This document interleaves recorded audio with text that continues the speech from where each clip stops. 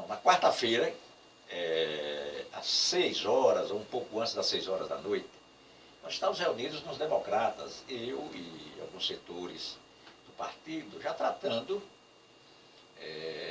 de algumas providências, né, que seriam tomadas em conjunto, democratas e PSDB, para a realização da convenção que ocorreria na sexta-feira.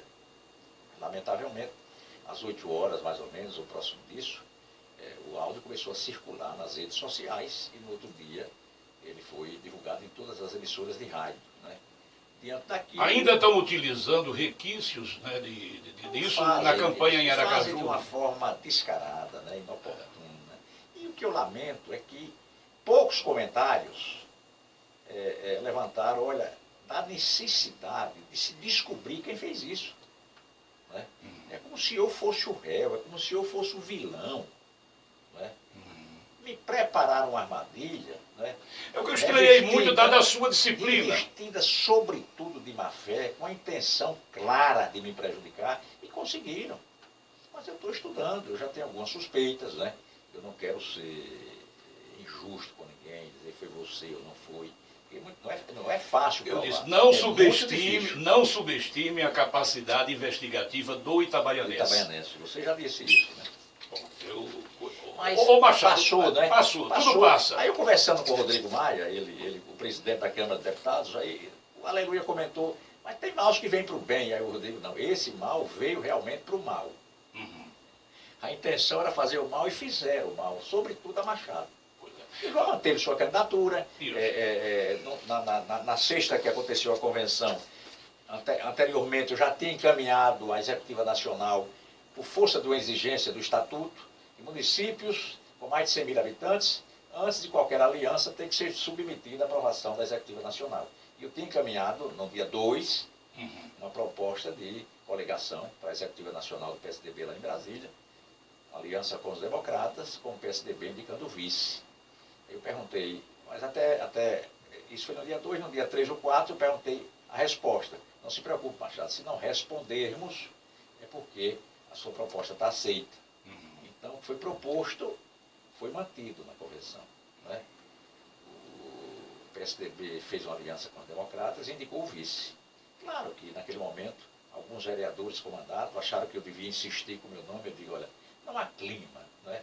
Depois da edição de um áudio desse, não há clima para que eu permaneça na chapa. E como você não criei obstáculo. Seria uma incoerência, né? Você é um sujeito coerente. Eu sei, eu acho que política tem que se fazer de várias formas. Né? Você falou Zé Carlos Aleluia e ele não para de ficar, né, tocando aí no seu ouvido, porque você não volta à Câmara Federal. Ele só fala isso. Nessa conversa com o Rodrigo, aí o Rodrigo ainda foi mais objetivo, diz, olha, aquele empréstimo que fizemos do seu passe para o PSDB está chegando ao final. É que você era democrata, não? Eu digo, o que é que significa, presidente? Ele disse, você tem que votar aos democratas. Eu não sei qual é o meu destino político. Eu vou esperar. Você está percorrendo o Estado. Eu vou esperar a conclusão das eleições municipais, né? Eu tenho dedicado grande parte do meu dia a conversar com candidatos a vereador por Aracaju, né? Eu tenho muitos amigos, o Vinícius, o Agamenon, o Valdir, a Daniela Fortes, o Renilson Félix, os vereadores do PSDB, Adriano, o médico Manuel Marcos, né? E outros prováveis futuros vereadores que me procuram para conversar, para receber uma palavra de alento, de estímulo. Né? E eu tenho dedicado isso, mas além desse trabalho voltado, sobretudo, para esses vereadores que nos procuram, eu tenho conversado com candidatos a prefeitos do Estado. Isso recebo 2, 3, quase que diariamente. E tem ido também ao interior? Tenho. Está mantendo contato. Você está pavimentando o seu retorno à Câmara Federal? Eu não sei, é isso que eu penso. Necessariamente não tem que ser assim, não é? Eu vou disputar as eleições de 2018. A eleição para o Legislativo. Pode ser deputado federal, pode ser deputado estadual. Aí eu tenho que avaliar como é que vão estar as coisas, né? Sim. Eu tenho me apresentado, né, sem dizer o que pretendo. Aí surge na mente do meu amigo que está me recebendo, por exemplo, em Poço Redondo, do meu amigo que está me recebendo em Carilha, do meu amigo que está me recebendo em Feira Nova. Não, Machado deve pensar em ser candidato a deputado federal. Eu não digo nem que sim, nem que não. O fato é que ele tem que fazer por onde, né, ver esses candidatos nossos ganhar as eleições, para depois que ele tomar posse, nós pensarmos numa candidatura futura a deputado federal ou deputado estadual. Pois é, colhe o que se planta, se formos elencar, né, a sua atuação como deputado e as obras que vieram para o estado de Sergipe. Eu já citei aqui principalmente a terra natal, Itabaiana, mas em todo esse estado a gente viu um trabalho extraordinário, através de emendas apresentadas pelo deputado Machado. E ontem eu tomei aqui a liberdade de dizer o seguinte: sem ágil, que muitas vezes as pessoas não sabem. Tem aquela velha história, emenda liberada, mas para chegar tem que ter mais uma conversa. E quando diz sem ágil é o seguinte: o parlamentar apresenta a emenda, os recursos destinados pela emenda chegam ao município sem fatiamento, sem percentual, sem conversinha de pé de ouvido. E isso é muito importante porque o dinheiro ele vem em toto, ou seja, todo o total do recurso é colocado à disposição da prefeitura. Da prefeitura, e aí a prefeitura vai desenvolver a obra, entendeu? É bom que se ressalte isso, porque eu já vi obras grandiosas de um bairro inteiro, e né, o prefeito dizer, vejam, né, lá Policarpo Nepomuceno, lá onde o vento faz a curva, trouxe aqui a emenda, que grande, mas Policarpo levou o percentual dele, levou o dele e o de Nepomuceno também. Entendeu? Quer dizer que os recursos já foram fatiados, a obra já foi reduzida. E o que você apresentou não teve ágio, nem em Itabaiana, nem nenhum ponto desse Graças estado. a Deus, né, Francis? E então? Eu acho que essa é uma postura profundamente condenável, né? Eu, no exercício do mandato de deputado federal, aqueles prefeitos que nos ajudaram, e até aqueles prefeitos que não nos ajudaram, né? Eu tenho que ter sensibilidade para isso.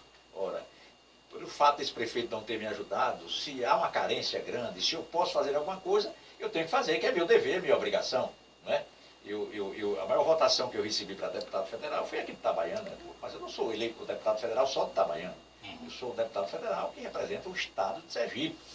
E eu tinha condições, porque eu coordenava a bancada, eu liderava a oposição na comissão de orçamento, isso tudo, né, me dava meios de ajudar e procurei ajudar, né?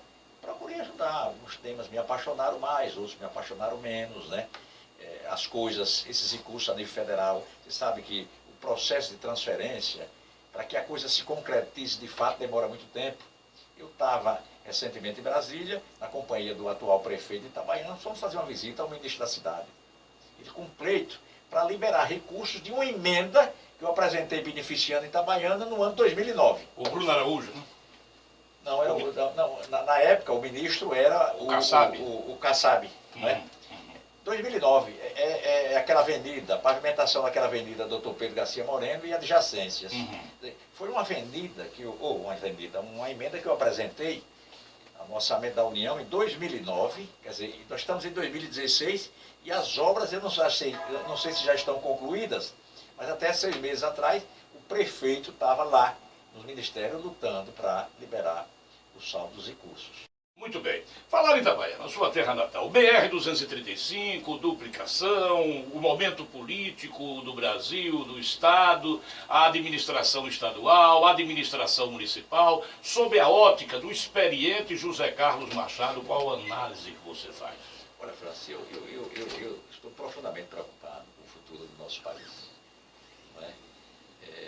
Governar esse país dessa forma que ele vem sendo governado, os ditos governos de coalizão, para mim é uma missão praticamente impossível. Né? Você tem que montar um governo de coalizão. O que é isso? O partido que ele elege, o partido do presidente, elege 50% ou 60% de deputados. Não é isso? 50% ou 60%, 10% da Câmara.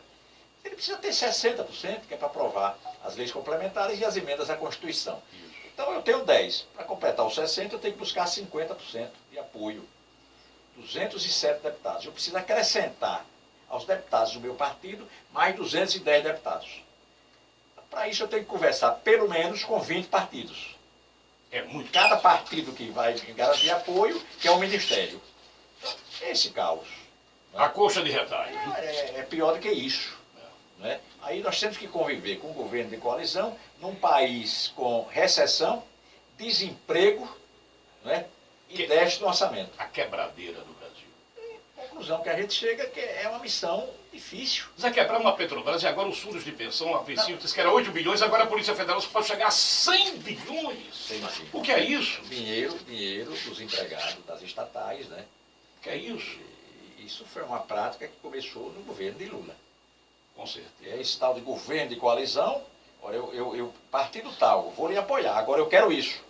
A presidência do fundo da Petros, eu quero a presidência da Prev.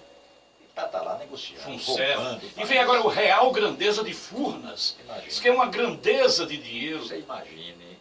E Sergipe, Zé Carlos? Qual o estímulo, sobretudo, o jovem, o empresário tem para trabalhar, para produzir, para gerar emprego, se ele, ao ler um jornal, ao ouvir um noticiário, não se enxerga desse país. Um bom exemplo, dado pela classe política. O andar de cima, prostituído, olha a tendência dos andares de baixo. Promiscuir. Devassidão. Ou se prostituir ao dobro. A devassidão. É complicado. Né? Sodoma e Gomorra. É um país, François, olha, não é fácil. Governar com 38 partidos, com representação no Congresso Nacional. Tem que fatiar o governo, da forma que está se fatiando. Recessão. Desemprego e déficit no orçamento é um negócio complicado. Se sairmos do país para o Estado, a situação do Estado é parecida. É difícil. Eu, há uns 3 meses atrás, conversei com o superintendente da Previdência, rapaz, muito preparado, Aqui de conhece Sergipe, conhece profundamente o problema, e ele sabe que é difícil resolver. O déficit da Previdência é de R$1 bilhão por ano. É muito dinheiro. É o que o Estado gasta praticamente com a saúde. Como é que resolve isso? Né? Não tem como. Ou se reformula essa Previdência toda, ou não vai se pagar. Ou se concluir no futuro, que vai se pagar um mês sim, outro não. Aliás, atualmente já se inventou um mês de 49 dias, agora já está de 55. Então o que é que está acontecendo? Por conta da queda na receita do governo federal, então há uma queda na receita dos estados e municípios. Quais são os estados que sofrem mais com a queda da receita do governo federal? Os estados do Norte e Nordeste, que dependem do denominado Fundo de Participação dos Estados, e os municípios do Norte e Nordeste, que dependem do Fundo de Participação dos Municípios. Com a queda, cai a receita do Estado. Então, eu tinha uma receita e uma despesa mensal. Então, minha receita era suficiente para cobrir as despesas do mês. Hoje não é mais. Então, eu tenho que ter, para cobrir as despesas de agosto, eu tenho que contar com as receitas de agosto e parte das receitas de setembro. Quais? As receitas que entram até o dia 10. Aí, não, até o dia 10 não dá mais. Vamos utilizar as receitas de agosto e as receitas de setembro que entram até o dia 20. De outubro. Aí não dá mais. Então vamos entrar agora para pagar as despesas de agosto, vamos utilizar as receitas de agosto e as receitas no mês de setembro. Mas, é complicado. Repare bem, Aracaju e Itabaiana são apenas 55 quilômetros que distam. E muitas vezes, quem está em Aracaju sabe de mais coisas de gente de Itabaiana do que quem está aqui. E muitas vezes gente daqui sabe de mais coisas de lá do que quem está lá. Por exemplo, vive o governo uma crise, entendeu?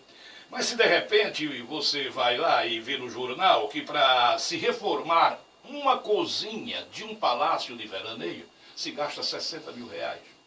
Aí se vê que mauricinhos, patricinhas, almofadinhas e burgueses estão surfando como se estivessem vivendo no Principado de Mônaco, na Europa.